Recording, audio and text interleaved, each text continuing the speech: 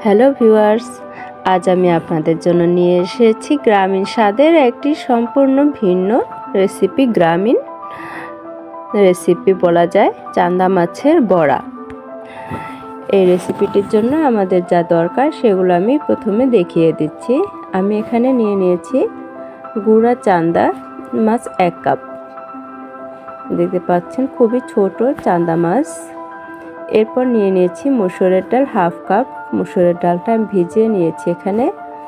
এরপর পেঁয়াজ, রসুন, মরিচ ও একদম খুব সামান্য একটু আদার টুকরো। এরপর আমি সবগুলো উপকরণকে শিলপাটায় বেটে নেব। চান্দা মাছটা বাটার সময় আমি বেশ ভালোভাবে বেটে নেব, কারণ চান্দা মাছের ভেতরে কাঁটাটা একটু শক্ত থাকে, যার কারণে এটা আমি বেশ ভালোভাবে বেটে নেব। আমাদের বাসায় যারা ছোট বাচ্চা থাকে বা অনেক সময় বড়রাও এই ছোট গুঁড়ো মাছ খেতে চান না কাটার ভয়ে, বা এমনি তো খেয়েও টেস্ট পান না, সে কারণেও খান না। তো তাদেরকে আপনি একটু কষ্ট করলে এভাবে করে খাওয়াতে পারেন, বা বিকালের নাস্তায় তাদেরকে এভাবে তৈরি করে খাওয়াতে পারেন। একটি সুন্দর বিকাল উপহার দিতে পারেন। সবগুলো উপকরণ আমি শিলপাটায় বেটে নিচ্ছি। বাটা হয়ে গেছে। এবার আমি নিয়ে নিচ্ছি লবণ স্বাদ মতো, নিয়ে নিয়েছি ধনিয়া গুঁড়ো 1/2 চা চামচ।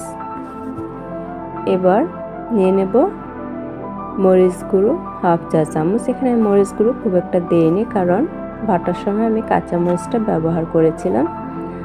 এবার সবগুলো উপকরণ আমি খুব ভালোভাবে মিক্স করে নেব। মিক্স করা হয়ে গেলে এখন আমি দিয়ে দেব 2 টেবিল চামচ চালের গুঁড়ো।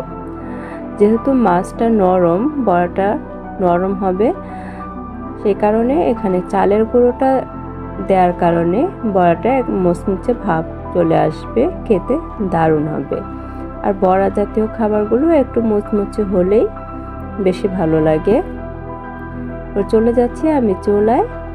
আমি একটি প্যানে অল্প পরিমাণেরই তেল দিয়েছি, খুব বেশি তেল দিইনি। এখানে আমি খুব অল্প আঁচে বড়াগুলোকে আমি ভেজে নেব। অল্প আঁচে ভেজে নেব, যাতে বড়ার ভেতরের অংশটা খুব ভালোভাবে হয়ে যায়। আর বেশি আঁচে ভাজতে গেলে ভিতরের অংশটা হবে না, উপর দিয়ে পুড়ে যাবে। তাই আমি এটা অল্প আঁচে সময় নিয়ে করব। হয়ে গেছে আমার সবগুলো বড়া তৈরি করা।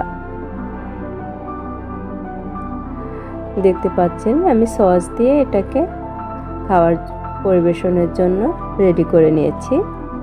সস দিয়ে যখন খাবে তখন ছেলে বাচ্চা সবাই এটা খেতে খুব পছন্দ করবে।